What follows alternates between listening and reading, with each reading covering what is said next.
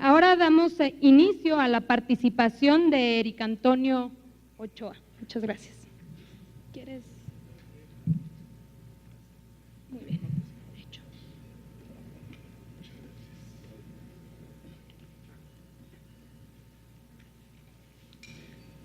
Muy buenas tardes, muchas gracias Fernando por la invitación. ¿Por dónde anda Fernando? Pero bueno, Fernando por la invitación.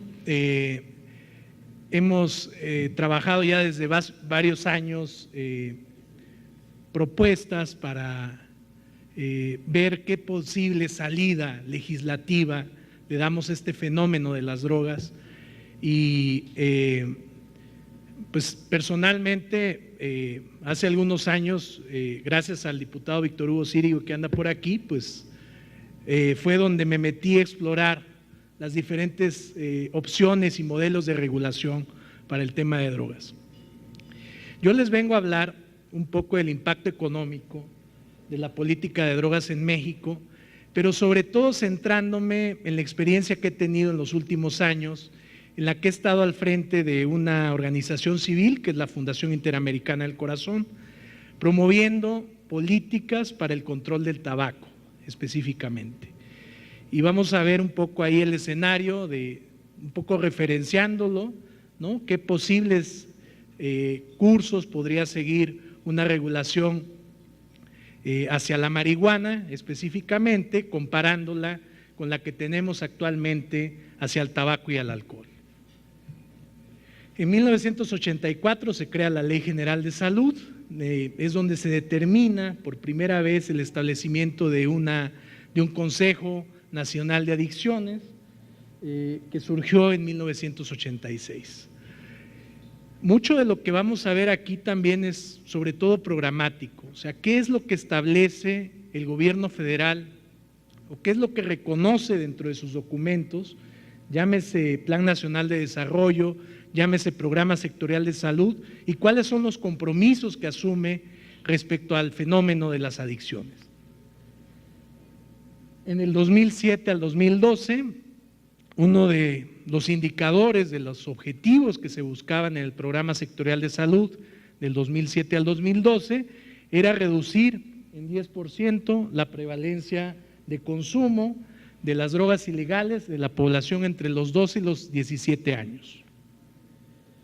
En el Plan Nacional de Desarrollo 2013-2018, que ya es de este gobierno, lo único que se menciona como un objetivo es reducir la prevalencia en el consumo de alcohol, tabaco y drogas ilícitas. Pero no dice cuánto, como lo decía el Programa Sectorial de Salud del 2007 al 2012.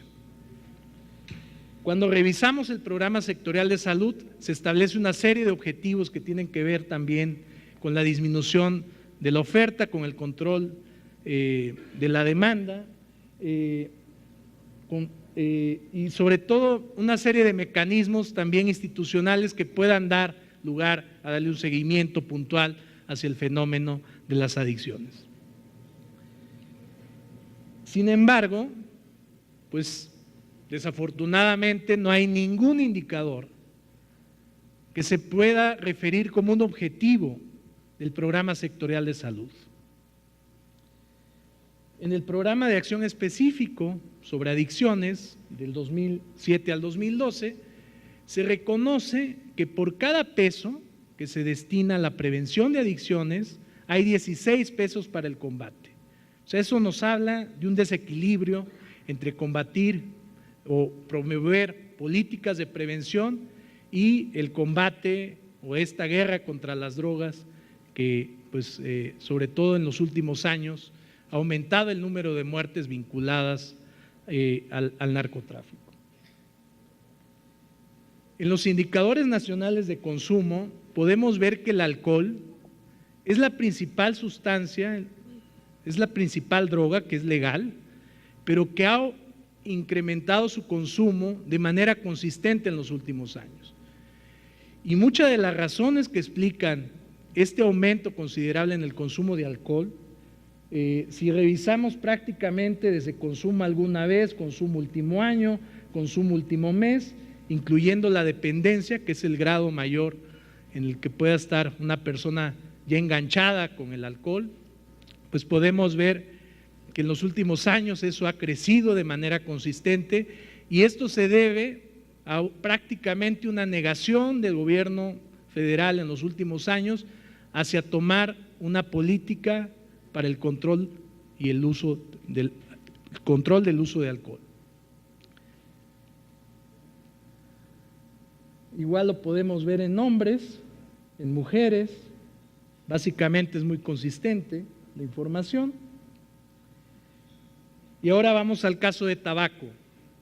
En el caso de tabaco, la encuesta nacional de adicciones 2008, prácticamente nadie, y se los digo muy sinceramente, conozco y tengo muy buenos amigos dentro de las organizaciones civiles y los funcionarios, pero muy pocos se atreven a utilizar los datos de la encuesta nacional de adicciones, específicamente en tabaco, porque por alguna razón se tuvo un error en la estimación de la población, se utilizaron datos de CONAPO, que a la hora que se tuvieron que reflejar o actualizar con los datos del censo del 2010, pues hubo una subestimación de la población total. Pero básicamente lo que vemos en tabaco es una reducción estadísticamente significativa en el caso de los hombres y en mujeres prácticamente se ha mantenido.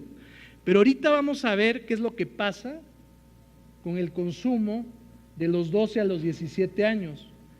Vemos que hay un ligero incremento en el número de fumadores hombres de 12 a 17 años, pero hay un crecimiento tremendo entre el 2002 y el 2011 del consumo de mujeres de tabaco.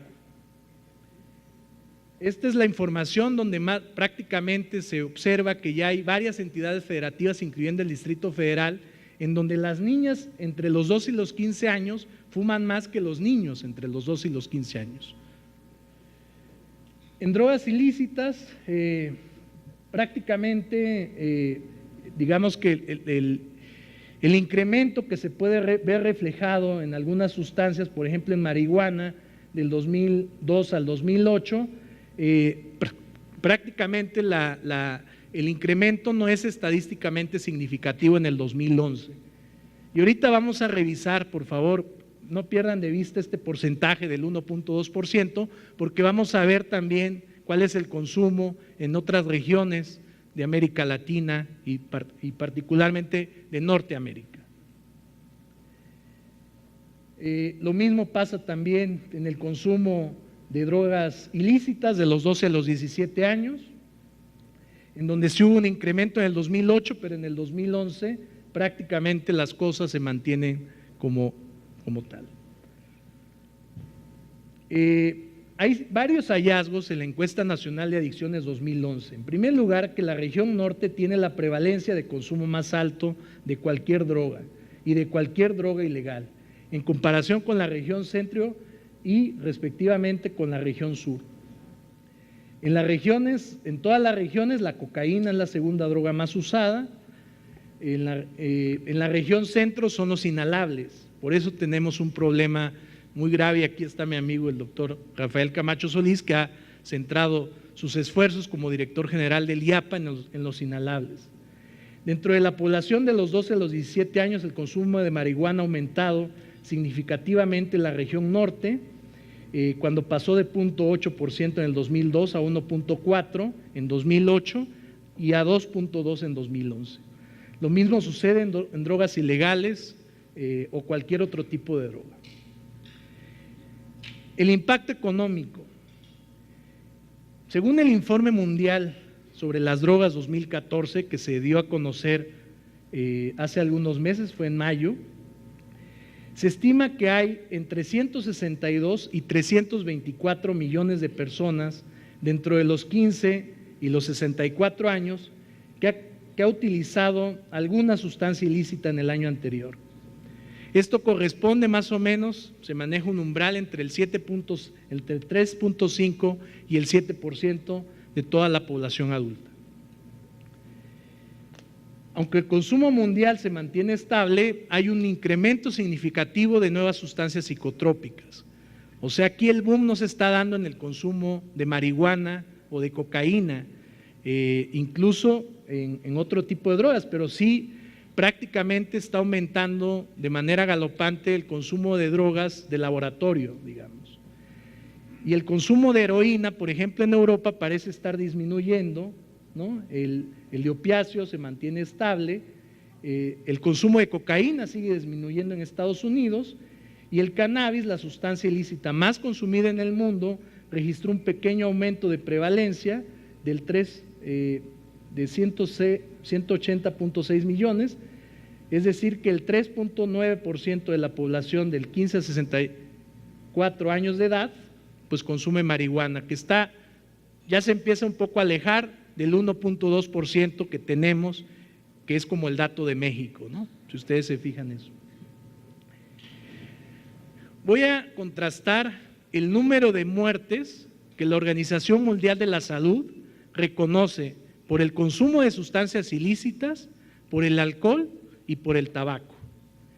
El tabaco mata alrededor de 6 millones de personas cada año, de las cuales el 10% son personas que no han consumido, que son directamente el tabaco, sino que son fumadores pasivos. La Organización Mundial de la Salud habla de 3.3 millones de personas por consumo, de 3.3 millones de muertes por consumo de alcohol.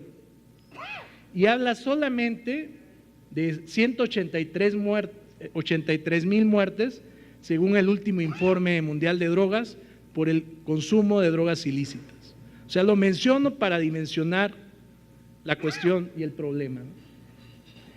No me voy a detener mucho en esto porque si no se nos va el tiempo, pero quiero llamar la atención sobre el consumo, sobre todo de cannabis, que es del 10.7% en el caso de Norteamérica, del 5.7% en el caso de Sudamérica, y recordemos que es del 1.2% en el caso de México. Tampoco voy a detener en eso. Hay varias estadísticas que se mencionan sobre el impacto económico de las drogas. Tampoco me voy a detener mucho en eso. Y aquí voy a referirme específicamente a dos modelos de regulación sobre las drogas que utilizan el análisis económico del derecho. En primer lugar, hay un texto muy básico que, por cierto, me recomendó aquí mi amigo Alejandro Madrazo, que es de Economía del Derecho, de Robert Kutter y Tomás Eulen, donde ellos utilizan todo el análisis microeconómico para justificar por qué sí una regulación para la marihuana específicamente, una regulación diferenciada en la que para el caso de los adictos, que no son sensibles a las variaciones en los precios, sino tienen una demanda inelástica, pues ahí no importa el precio. Y de hecho, si logras conseguir como Estado mejorar el precio en una política de regulación abierta hacia la marihuana, pues vas a tener un efecto más positivo, gracias, de lo que tienes con los no adictos, en donde sí necesitas fortalecer las políticas de prevención y subirle el costo a los no adictos. O sea, hay que enfocarse en el costo de los no adictos, elevar el costo a los no adictos, pero no a los adictos, que ellos sí ya están enganchados y no son sensibles a las variaciones en los precios. Posner, él objeta de muchas maneras esta argumentación económica para la legalización, fundamentalmente porque dice que hay diferentes tipos de delitos por drogas, por diferentes montos de recursos policiales, hay métodos de estimaciones que desatienden costos fijos y hay una serie de argumentos más. Y aquí va mi pregunta central. ¿Cómo en México podríamos pensar en una regulación hacia la marihuana si hemos sido, como Estado, hemos hecho tan poco para la regulación del tabaco, ¿no? Y eso que tenemos ya un convenio marco firmado y suscrito por México, que es el primer tratado internacional en materia de salud? ¿Cómo hacerle si estamos pensando en la regulación de una nueva sustancia cuando no hemos podido regular bien, y eso lo vemos en las tendencias de consumo, hacia otras sustancias como el tabaco y el alcohol. Para mí definitivamente creo que esto es como el movimiento de un barco. El barco ya se movió y se está moviendo de la prohibición hacia esquemas alternativos de regulación. Pero mi preocupación central tiene que ver con las interferencias que se puedan generar por algún tipo de industria cuando tú reconoces la regulación. Y en el caso de México me queda muy claro que por interferencias tanto de la industria alcoholera como de la industria tabacalera, no se ha hecho ninguna mejora en las políticas de control de sustancias en este país. Es más, si me apuran, en el caso del tabaco, tuvimos una regresión porque se eliminaron impuestos a tabacos labrados hechos a mano el año pasado y pues prácticamente no hemos visto un avance en los últimos 4 años, desde que se incrementó el impuesto en 2010. Entonces, esas son un poco las reflexiones que yo quiero compartir con ustedes, porque me queda claro que necesitamos explorar, que necesitamos ver mecanismos que no generen una industria tan poderosa como la industria del tabaco y el alcohol. Muchísimas gracias. Muchísimas gracias, Eric. Muy amable, muy interesante todos estos datos de la Encuesta Nacional de Adicciones.